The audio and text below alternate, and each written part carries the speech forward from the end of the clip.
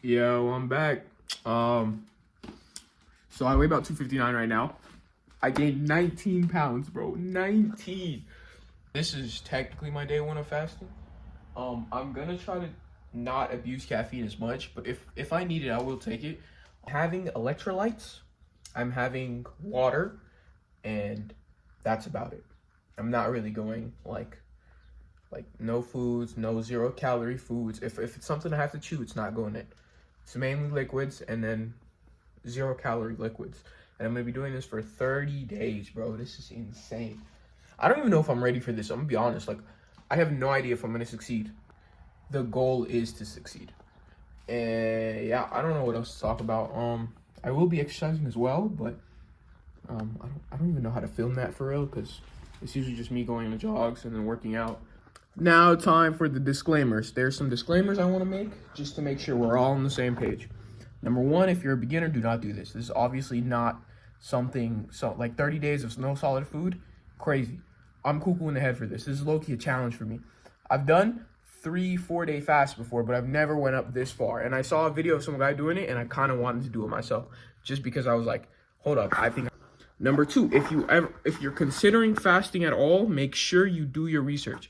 Go on Reddit, on the fasting Reddit, go on the keto Reddit, go on to the ketosis Reddit. Just read as much as you can, like as long as you can, because it's super important that you don't just go into this blind.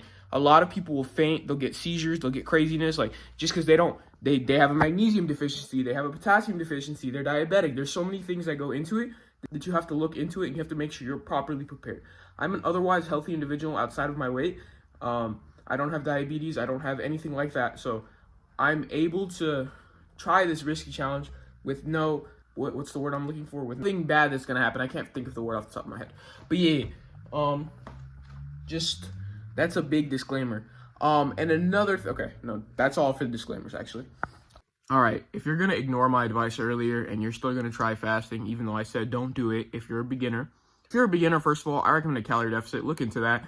I could do a video on it eventually, but let me know if y'all want that in the comments.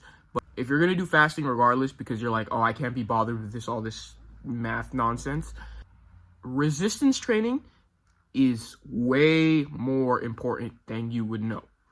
Your body wants to use your muscle and your fat.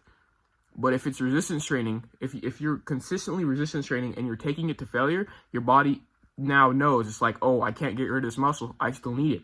So you have to make sure that you are resistance training if you're going to fast.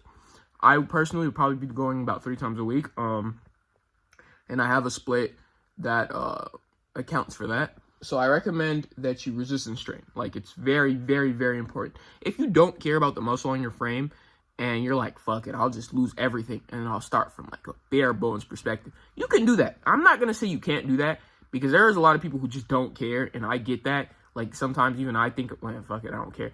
But if I do that, I basically am wasting the better part of a year and a half of training that I've been doing, of proper training, because I've been training for like 3 years now, but not properly. I've just been benching, throwing shit around.